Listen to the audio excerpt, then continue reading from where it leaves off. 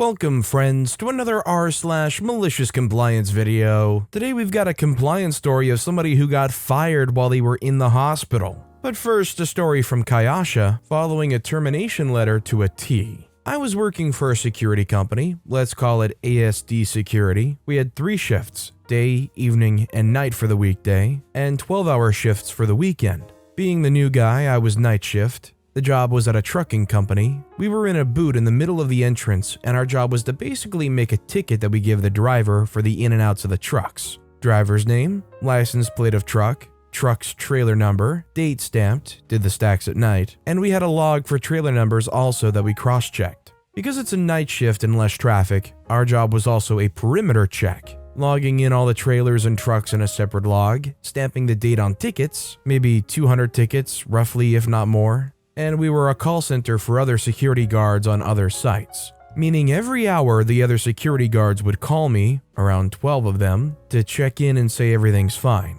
If one didn't check in, I call. If no one answered, I had to send a patrol car to make sure everything was okay. Also making sure the doors are locked, the security system armed, and cleaning the boot. The client of the trucking company complained to ASD Security that I was number 1, always on my phone, 2, didn't like the fact that I was smoking cigarettes, he said too much, and 3, that he saw me on a camera talking to myself and found it weird. One weekend after training was done, there was no way in heck I was going to be picking up or making 12 calls an hour. I got my old Bluetooth headset, a single ear thingy, and hooked it up to my work cell phone. That helped me snap the crap out of the tickets while taking the calls. I could be on a security check of the property and still take calls and write down the incoming calls. I could even do the logs of trailers since I was hands-free. But hey, I was on my phone too much. What else to do at 3 a.m. eating my lunch and browsing the web or taking 12 calls an hour?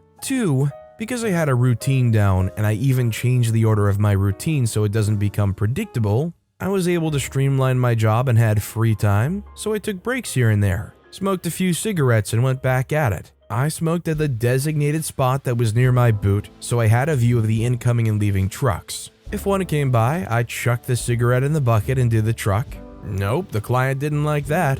3, well, that ties into number 1. Or I would be singing to music that was playing in my earbud, or me commenting out loud on something I was hearing on the radio. Monday morning, my shift was about to end. Everything is done, my checklist is empty of tasks to do, and who pulls up in an ASD security car? My director. She pulls me to the side, hands me a letter, and explains what's happening. Letter of termination due to the client complaints. Reasons number 1, 2, and 3, and please sign on the dotted line. Only thing I said was, seriously? Here's my compliance. The letter stated that my termination was in 1 week. Here, the laws are that if a company terminates and fires you, they have to give you a 2-week notice. If the notice is shorter than 2 weeks, the remaining time must be paid out. I happily signed and she already signed her part. I went in the booth to collect my things. My supervisor's the one doing day shift and was puzzled. He asked me what was happening. I just told him, Madam ASD Security just fired me, and the letter says my last day is Friday. He told me to stay in the boot and started yelling at the director while walking towards her. He came back swearing because he was not told ASD Security was firing me. They didn't have a replacement guard and training was about 1 week. Along came Friday. My supervisor was not happy. I had a trash bag with the uniform and gear they gave me. After my shift was done, I drove to the office, dropped the bag on Madam ASD Security's desk, and left. She wasn't at her desk. My phone rang. It was the director asking what the heck was going on and why did I bring back my uniform as I still had 1 week's notice left to fulfill legally. I just answered as per the termination contract we both signed on Monday, 20th of May so-and-so. The last day of work will be Friday the 25th so-and-so. I am sorry, but legally speaking, as this letter is signed by both parties, if I come into work past the 25th and something goes wrong, I'm not covered by ASD Security, and this letter can be used as proof against me. Please send me my check for the remainder of my 2 weeks' notice by mail. Have a nice day. She tried to contact me again in the afternoon. My phone was on mute as I went to bed. I woke up to a text message saying they're screwed and don't have a replacement for me. Could I come in at least for that weekend? I didn't answer and never heard from her again. My ex-supervisor called me asking if I was going to come in. Said no. He was swearing because he had to call the day guy, put him on the night shifts and took his place during the weekend. It messed up the schedule and the hours of everyone. They had to fork out overtime not paid by the client because it was ASD Security's problem.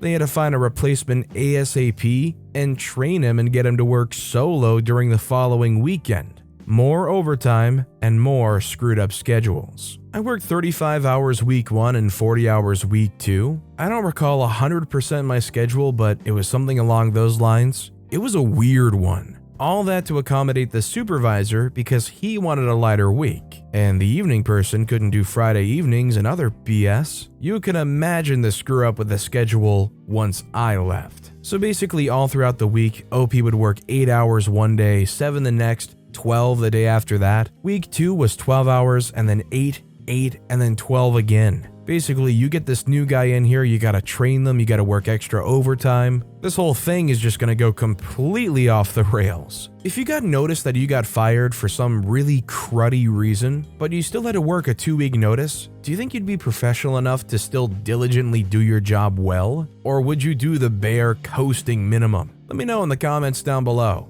By the way, if you're enjoying these stories, make sure to hit those like and subscribe buttons down below so you never miss any of my daily videos. That said, our final story of the day is from Like a Y. You have decided to fire me because I was in the hospital? Miss your wedding dinner tasting then. This happened when I just graduated uni. I had my main job over the weekend, which paid the living, and a side job at a large mobile phone / broadband selling company. Basically retail but with phones. The shop was located inside a larger retail store as an island in the middle. And of course, a lot of people didn't know about it and didn't exactly visit our store to buy a contract or upgrade. Instead, they would go to the store on the high street, which was a lot nicer and bigger compared to our island. A few important details about the store. The working times are usually 9 till 8 on the weekdays. Tills have to be shut at 8 p.m., otherwise it causes issues with accounting. Staff members, unless they were warehouse, cannot stay past 8:10 to 8:15 due to insurance reasons, and only the managers can lock up the store.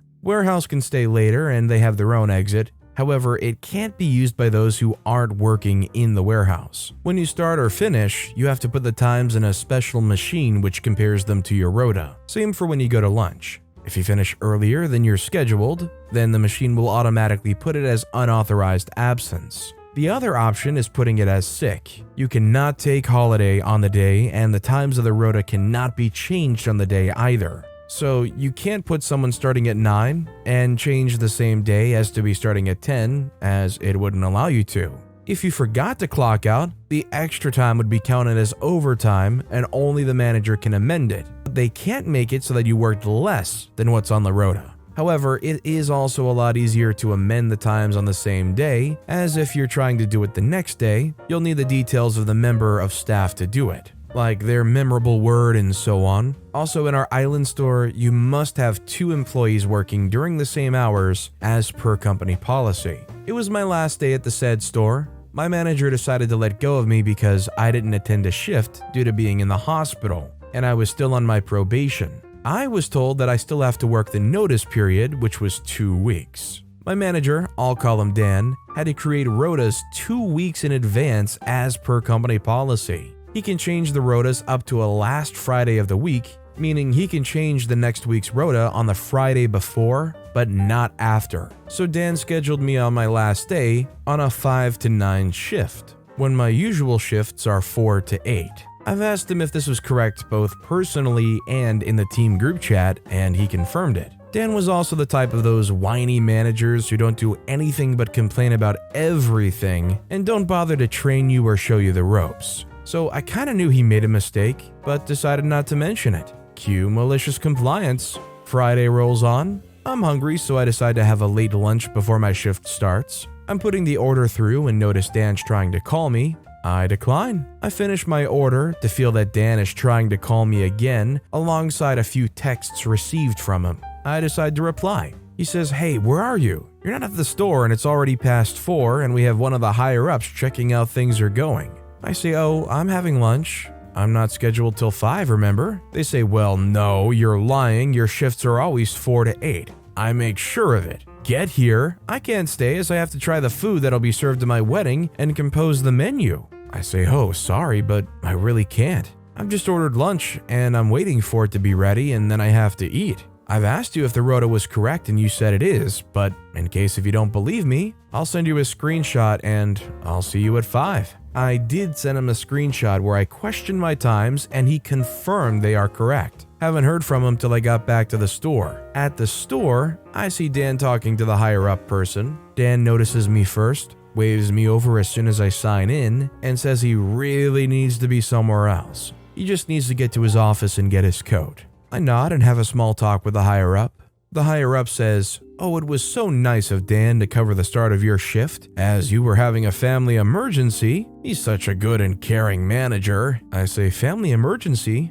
Not sure what you're on about, but my shift has just started as per rota. The higher up is confused. He asks to see the rota, so I gladly show him the pictures Dan had posted on the group chat. Then the higher up turns to me and another member of staff and asks if one of us was a team leader, and if not, when did we start? After finding out that we're not team leaders and have started less than 12 weeks ago, the higher up gets visibly angry. He stops Dan as he was on his way to leave and tells him he cannot leave the premises as it's against the company's policy to leave employers who haven't been with the company for 12 weeks unattended or to close up. So he must stay, otherwise the company insurance is invalid, and there will be a hefty fine. Dan has no option but to stay, meaning he was missing the food tasting. He wanted to call his fiancée, however the higher up has reminded him no phones during the shift and while on the store floor, so Dan couldn't even let his fiancée know who was texting him non-stop.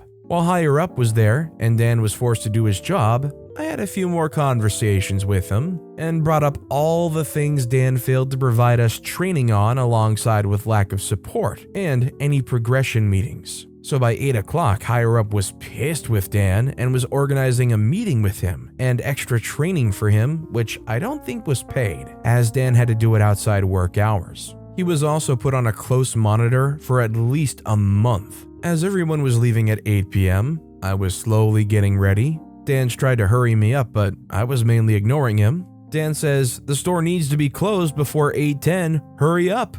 I say, oh, well, you scheduled me till 9 p.m. today. I can't leave before that as the system won't allow me to clock out. They say, well, you must leave as the insurance doesn't cover us against theft or damage if there's someone else in the store after 8 p.m. We have to put the alarms on too. I say, sorry, but I don't really want to miss on any money. You have me scheduled till 9, so I work till 9. They say, what are you going to do? You need to leave. I say, I can clean the display models and the island does look like it needs to be vacuumed. The higher up was having the best time in the world. He was still there enjoying the show since he saw that Dan put me till 9 p.m. At some point, he gets tired of our back and forth and told Dan to cover me till 9 p.m. and stay in the store and then change the hours in the system that I finished at 9 p.m. and I can go home. Dan has tried to argue, but the higher up has pointed out that it was his mistake, and if something happens in the store, he will be the one responsible, as he should have checked the rotas beforehand.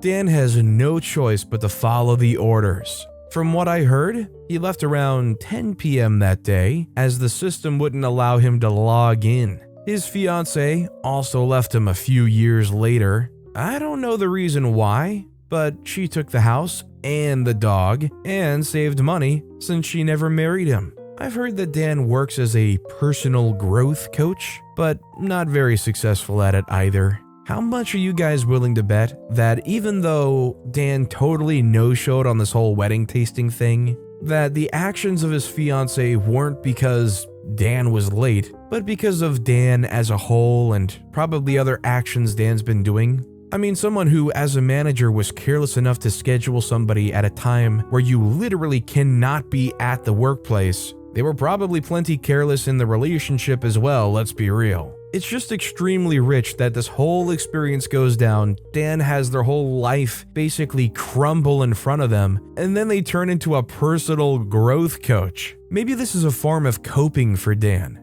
Maybe Dan's trying to attach themselves to people that need personal growth as a way to hopefully generate their own. It's like symbiosis. But with that being said, that's all the time we have for today. Now, if you want to hear another absolutely crazy malicious compliance story, click on that left video, or if you missed my latest video, check out the one on the right. That said, I'll see you all next time with some more stories.